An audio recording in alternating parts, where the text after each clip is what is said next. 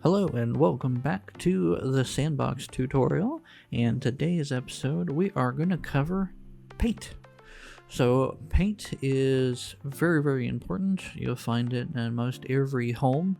Some homes don't have any paint, but for the most part you'll find paint somewhere in most homes. Very resilient, easy to use, generally cheaper than your other materials, and so you will see paint quite a lot. Now, thankfully, the house flipper gods that be have granted upon us a lot of new options for painting, which has made things oh so nice to be able to paint now. So, to paint in Sandbox is a little bit different than in the normal game mode. We just use this surface finishes tool, or the paintbrush as I call it. You notice I also have it in my hotbar is number 4. And so once you're here, you can click Q, and it gives you options to every finish in the game. So from fabrics and broken stuff to weird things to metals, wallpapers, wood, stone and tile, and paint. So the 5 types of paint now that they have, we have a smooth stucco paint. We have an old plaster paint, rough plaster, sand face plaster, and then Venetian plaster. For the most part, smooth stucco is kind of the paint that we usually use. And if I go and grab just general white here, and we'll walk inside our house, turn on the lights, and now what we could do is just paint our walls. So much easier to paint in Sandbox than it is in the normal game mode. But now we have a nice smooth paint finish. You'll notice it is completely smooth, just like normal paint. Now again, you have other options for paint.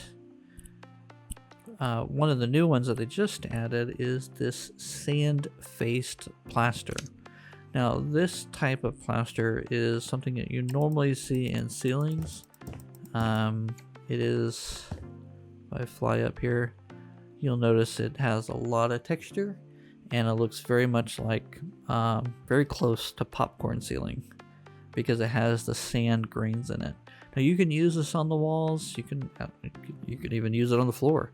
But traditionally, sand-faced plaster has really only ever been used on the ceiling to add texture to your ceilings. Again, play as you will, but that's just traditionally how it's been done.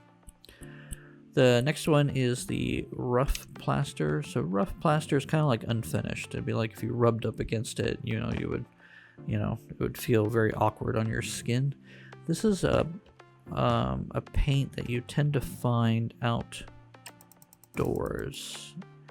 And as you can see there, it looks like, you painted cement, right? Nice textures, looks really good. Obviously, you can use this indoors or on the ceiling, on the floors, however way you want. But it just looks really good, and traditionally, it is something that you would find outdoors. The next one is the Venetian plaster. I'm going to choose a different color just so you can see this a little bit better. We'll go inside and we will change our wall. Now you'll see it almost looks kind of dirty, and that's just because, the paint strokes are here. And it gives it just a total different look and feel to use Venetian plaster. And I really like it. Using this on like Adobe homes, or to get that Adobe effect, or on your Mediterranean homes, this is definitely the paint texture that you really want to have.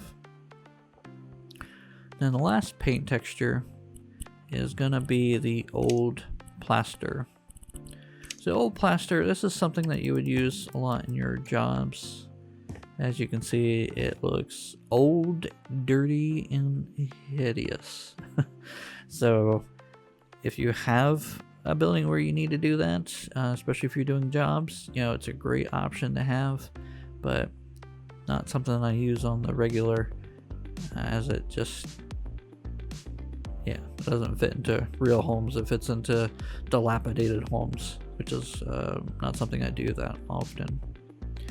Now, if we go back into our paint, you'll notice that when I was working with this, we have a lot of different colors, way more than you do in the base game, at least on the surface.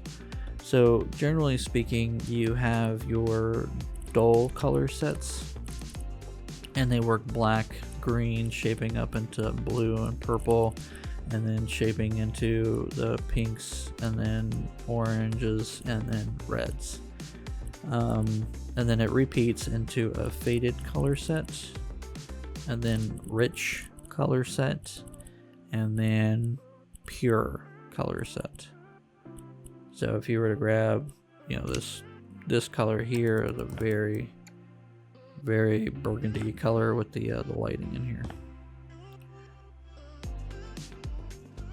Again, depends on what you're trying to build.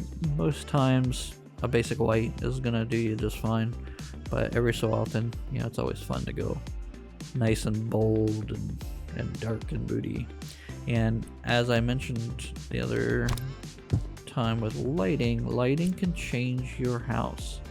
So if we're looking at our wall here and we were to lower the lighting, you can see our ceiling is turned a little bit more red, and it accentuated more of the red in the wall. Whereas if we went the opposite spectrum, it looks more plum. The lighting can even change the color on the wall and make it appear something entirely different. So with that, I hope you learned a little bit about paint and gives you some better options and ideas for what you can do with painting your home. And I will see you all next time.